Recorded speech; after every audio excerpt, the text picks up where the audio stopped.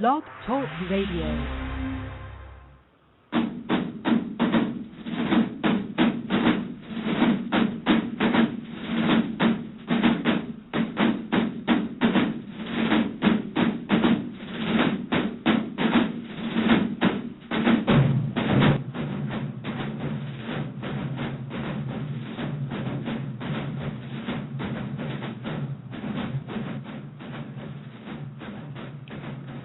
Behold, how good and how pleasant it is for brethren to dwell together in unity. This is the 90 Degree Show, brought to you by the Marching Podcast and Blog Talk Radio. I'm your host, Joe Beard, and happy to be of service to you today. Today is November 11th, 2012, 6 o'clock on the East Coast, 3 o'clock on the West Coast, and we appreciate you listening in today. We're analyzing the tape and talking about Week 11. We want you to call in and talk about your own experience over the week to get a solid conclusion about a particular battle. Our featured battle this week is North Carolina A&amp versus South Carolina State.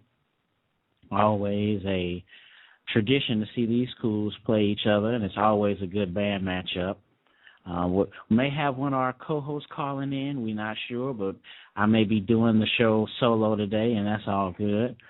But we want you to go ahead and call in as well at 718-664-6025. That's 718-664-6025.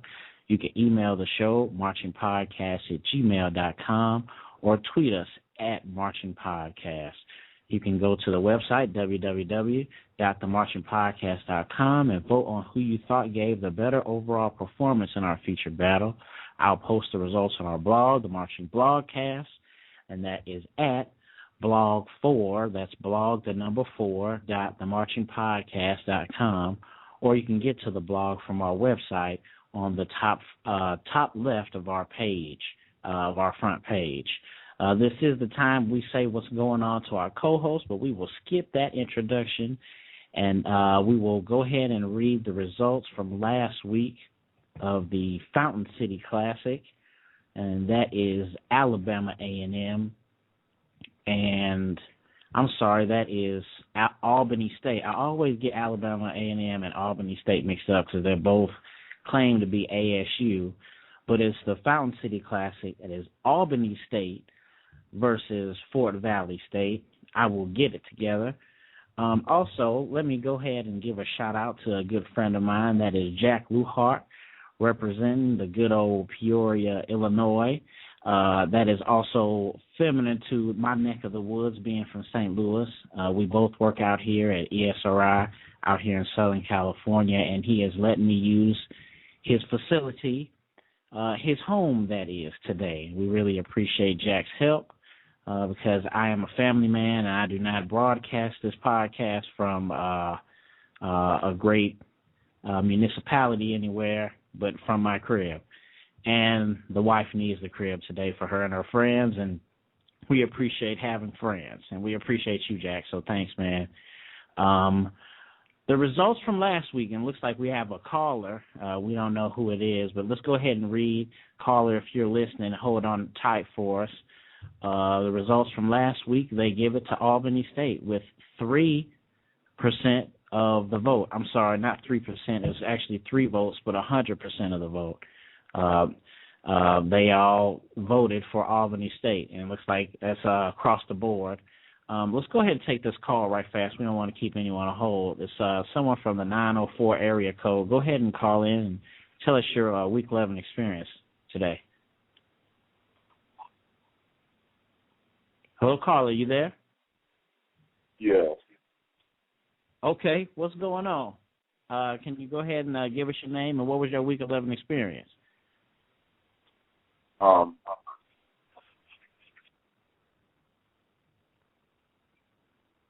right. I guess the brother got shy, but it's all good. You can go ahead and call in at 718-664-6025, 718-664-6025. But yes, Albany State won the voting for the Fountain City Classic last week. But Fort Valley State won the game because they were in the SIAC Championship today, which was one of the matchups. And just let me say, this week for Week 11 was outstanding. And I mean, it was outstanding as far as really, really hard for me to judge the particular bands of the week. We had the feature was NC State and South Carolina State. That's always a really, really good matchup, and we'll talk about that here in a second. But we had some other matchups that were really, really hard not to sleep on. We'll get into the information about North Carolina A&T and South Carolina State, but Alabama State and Southern was a really, really, really good matchup. The SIAC, it was not so much the powerhouse matchup, but both were even, and it was the championship for their conference. So we just want to say a couple of words about that. Anybody from any of these schools, you feel free to represent and call in and give us your information. But we'll go ahead and get into some of the matchups. Well, for our feature battle, let's go ahead and get into North Carolina A&T, South Carolina State. Always big-time matchup this time of the year. It's a huge MEAC rivalry. And we'll read a little bit about South Carolina State. They have a motto, and that is in Latin. The motto is in Latin, Scientia Officium Honos. And please forgive me for all the Latin folks out there for me butchering that. But we know it's in English, and it is knowledge, duty, and honor. Knowledge, duty, and honor. That is the motto for South Carolina State, established in March 4th, 1896. They are a public institution based on a land grant and a space grant, and running on a $5 million endowment. Their president is Dr. George Cooper, and they have about 5,000 students located in Orangeburg, South Carolina. Very, very nice campus, I must say so myself. I've been there a couple of times. Back in my Johnson C. Smith days, we marched there, and that was the fall of 96. And we did a really, really good thing there. I won't get into that because I don't want to open any old wounds, but definitely it was a really, really beautiful campus. Really, really love South Carolina State. I'll say a couple of things just about South Carolina State. They're fresh the year off of the death of Director Sargent. Dr. Sargent has been there for years and definitely made an imprint on the university and the band program there for some time. And the band director there currently right now, I'm trying to think of, I have to pull up the information, so I can't think of it off the top of my head. But he's doing a really good job. Eddie Ills. He's doing a really, really good job there because South Carolina State sounds good. You know, they're still the South Carolina State you know, South Carolina State you love. Not too much of the fan on the drill because, you know, we talked about that earlier and the difference of how similar they are to Florida A&M and different from the squads. But they sound good, and they're cranking a lot of songs.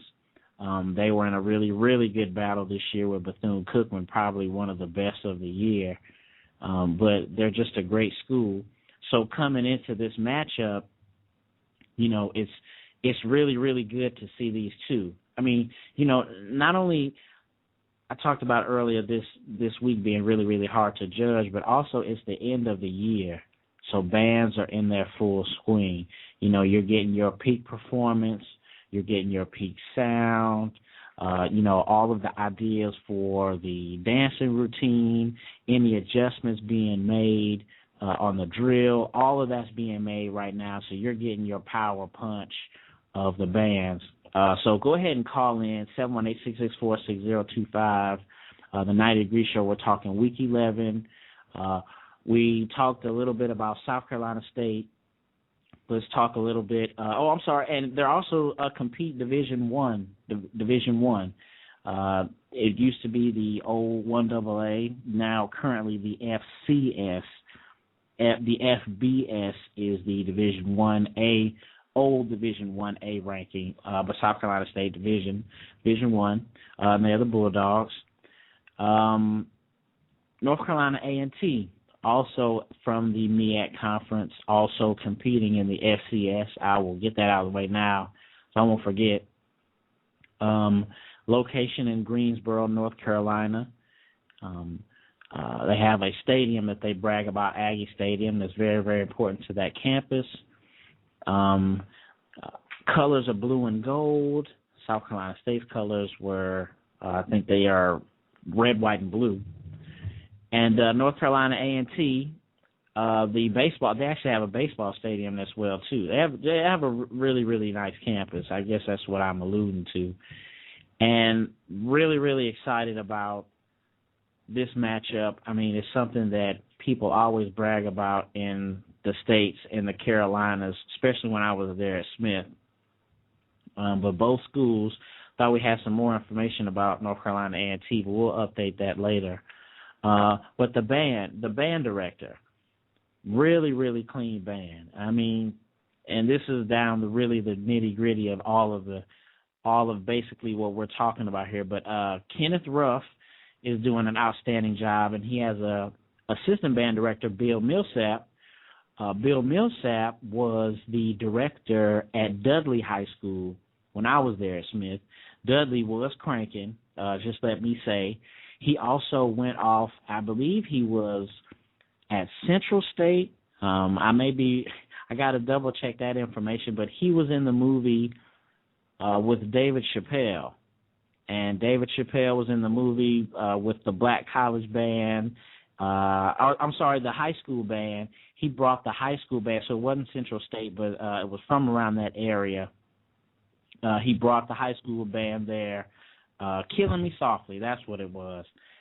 After the big time comedy show, after the movie that came out after all of that, he was involved in that. Really good dude, really good program. The guy knows what he's doing, and him being there with Kenneth, they're doing amazing things. One thing I like about A&T that I've seen this year is the attention to a theme show. Back in the day, and I know that Paul Adams talked about this earlier on a fifth quarter podcast, just talking about the difference now, whereas the main attention is to get the crowd hype, of course, and to recognize the songs that you're playing. So you're playing the top hot songs of the day, or maybe the top hot song of the week. But back in the day, it was more of an attention to a theme show. I've seen A&T play a theme show, a jungle show at a Battle of the Bands this year, and it was really, really exciting. You know, it was similar to what you say as a drum and bugle corps, but they had a show. And it was a jungle theme show, so they played like Circle of Life. They had a lot of the girl dancers. They had Twirling Fire. So all of the theme was based around the jungle and the movies. I can't remember all of the songs or going through the actual list, but it was an actual theme, and that's something that we really, really like to see. And they're clean. It's like their sound goes along with whatever the message that they're trying to give out in their particular performance. They put the fifth quarter and the halftime show video right before we came on the air, and I saw it, and I just wanted to start with A&T, just because the drill was a disaster, and I do not mean to be disrespectful, but it was like OMG. Like watching the video, all of the A&T people know this, and I'm sure all of the South Carolina State people are having a ball about this, but the drill was that bad. And I'm not sure if they couldn't recognize the field, or it was a lot of holes, but they never really recovered, because even at the end of the show during the dance routine, there was a block seemed to be missing of people. It was just a precision nightmare, and to be trying to see people out on the field trying to figure out, it was that bad. The sound was good. You know, they didn't lose that much volume or any consistency with their sound, and they knew it was that bad, so it seemed that they were coming with a little bit more confidence and swagger at the end, because they are cranking some songs. Don't get me wrong. I mean, we all know that A&T is really, really good, but they are cranking. South Carolina State had their normal show. It was complete, beginning to the end, standard. Not as much energy as A&T, but you can't let A&T off the hook on this one, because that drill was just that bad, and it was a mistake. It happens, but you know, you have to give them the L on the halftime show just because it's just GP. You know what I mean? It's just how it is. I'm sure that they made up for it in the stands. We've seen a lot of these two bands in the stands this year, and they sound great. You know, I really don't know who won in the stands extensively. You know, going back and forth, seeing the book, it's like splitting hairs. I personally like South Carolina State's sound better because it's a little bit more darker. A&T, they sound great, don't get me wrong, but it's a little bit more of a brighter sound than I particularly like. But definitely on the field show, it's South Carolina State, hands down, no question about it. In the stands, oh man, that's really tough to say. I mean, that's why I said that this was such a tough week, because this matchup was so good. You know, other than the halftime show, I'm sure that the battle between the two of these guys was really, really good. But that's not even really the only battle of the weekend that was bumping and had me struggling to pick between the two.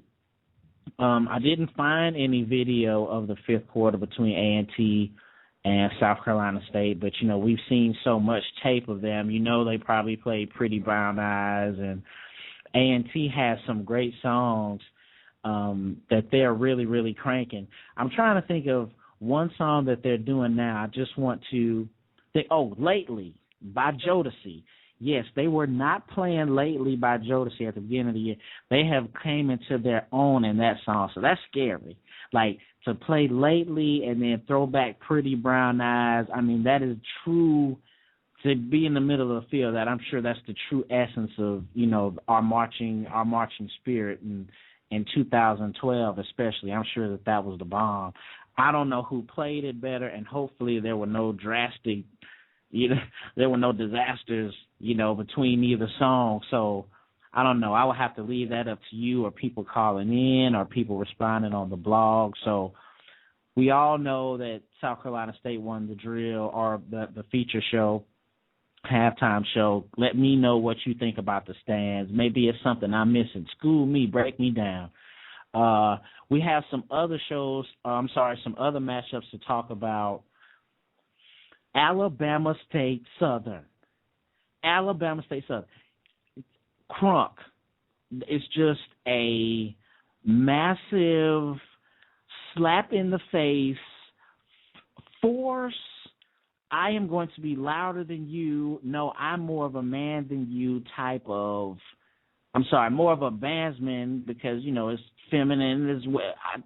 I feel you, totally understand, excuse me, but it is a scary matchup.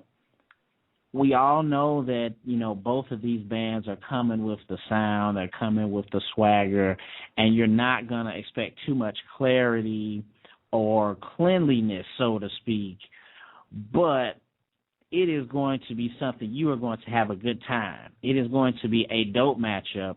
I've watched it a couple of times, and I'm still back and forth between the two. As far as the field show, And I know our good friend Garrett Edgerson, he taped because, I'm watching everything from his videos.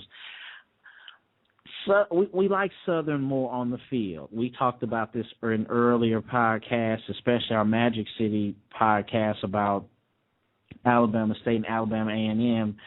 They hold their formations well. I'm not a fan of the transition between the patterns of motion, but they hold them well.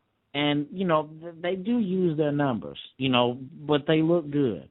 They don't look good with the transitions, but, they look good out there as a massive, scary force, that intimidation, because that's what they're trying to do. Southern, they're going to try to march you in the ground regardless. And Southern looks good. Now, like I said, I don't know any drastic performances or drastic disasters between the two, but I like Southern's method of the drill better than Alabama State's. And I'm sure that Southern came with it. We just have to double-check on the tape to see. And, again, why I'm reiterating how hard this week was judging between the two. I mean, we're splitting again as far as you're talking about philosophies, because there are people out there that like the messy formations or the messy transitions. And excuse me if I'm disrespecting with the word messy, but it's just those transitions that I think that are, that I guess unorthodox looking, 8 to 5. What we always say. So we actually have a caller here in the 980 area code. We'll see what they have to say about their Week 11 experience. Caller, go ahead and give us your name and your Week 11 experience. Joe Beard, how you doing? This is Craig Howard giving you a call here. Oh, Craig Howard. What's up, Craig? What's going on with you, man? What's going on, man? How you doing today? Hey, man, I'm making it. You know how it is on another Sunday. Nice weather. How you doing, man? Man, I'm loving it. To all you Bulldog fans, all you Aggie fans, it's been a rough weekend for us Bulldogs. We congratulate the Aggies first of all on their win on beating the Bulldogs, but it's been 11 years since the last time they beat us. So I want to give them a big shout out on their win. Of course, I did not make it to the game, but listening to the broadcast, Joe, I would have to agree, man. My years of marching on the South Carolina State Marching 101 band, this has always been a year-end classic battle between both bands. Having a lot of friends that go from South Carolina joining the Marching 101, and then having a few that go to North Carolina A&T and joining the Aggie marching band as well. But one thing that I observe about the A&T band is in the stands, man, they are one of the most delightful sounding bands in the stands, man. I mean, they give you what you want. Mm-hmm. Doc has done a very, very good job with different music arrangements in the past, and to see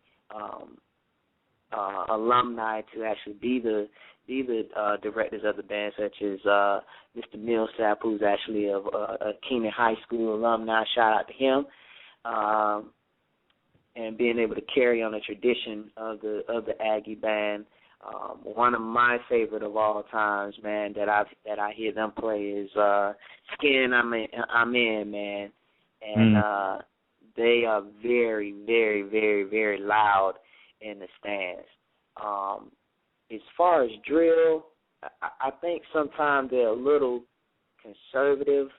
I think as musicianship, you are called to play certain pieces as directed, as the song calls for. So I think a lot of the time on the field, you don't get that volume that you anticipate them having in the stands. And I don't know if it's because of them being on the move, versus being able to sit still and being able to project more.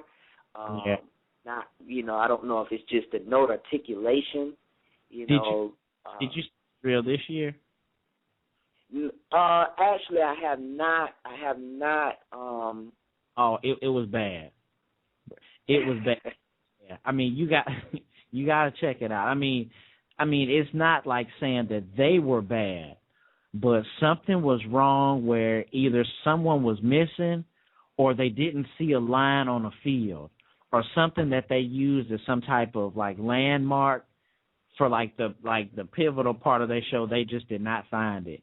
And it was off the chain bad. You know what I mean?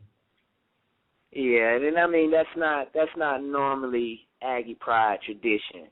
Right. Especially when it comes, so for you to, make a statement, concerning their field drill, and being very openly and honest about it and being very sincere, I know it had to been not a very, very good field drill performance this past weekend.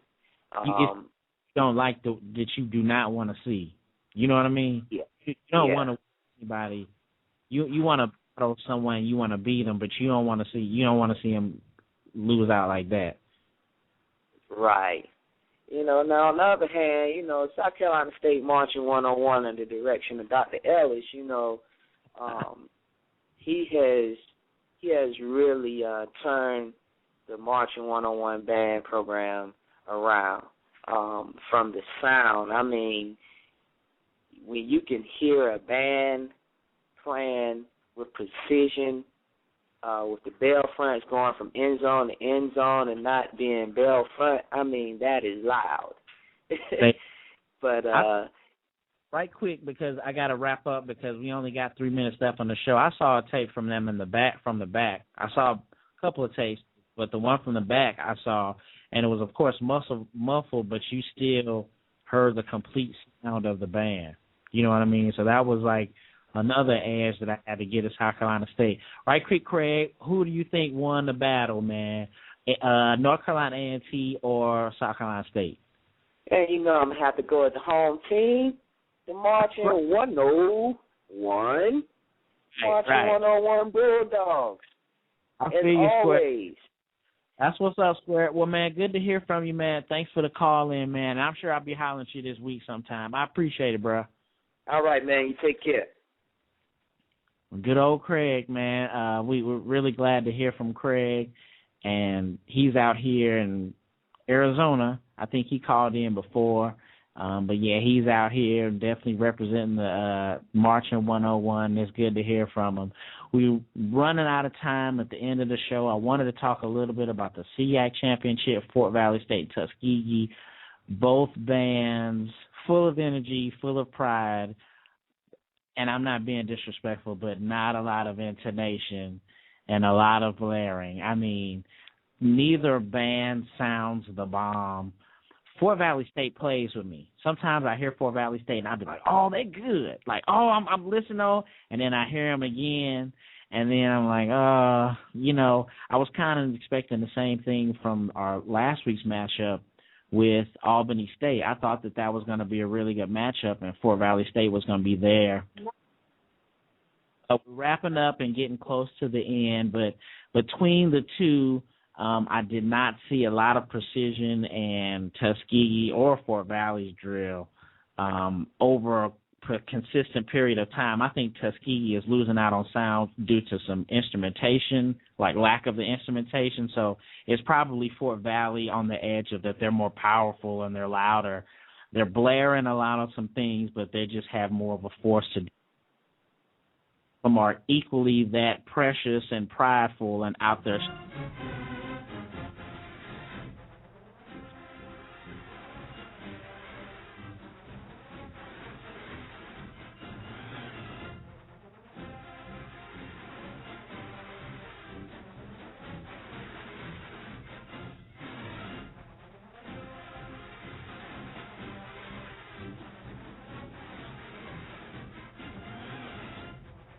Close to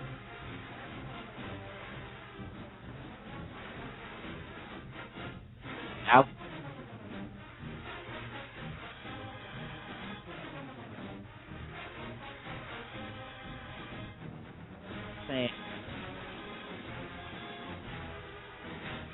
you want us to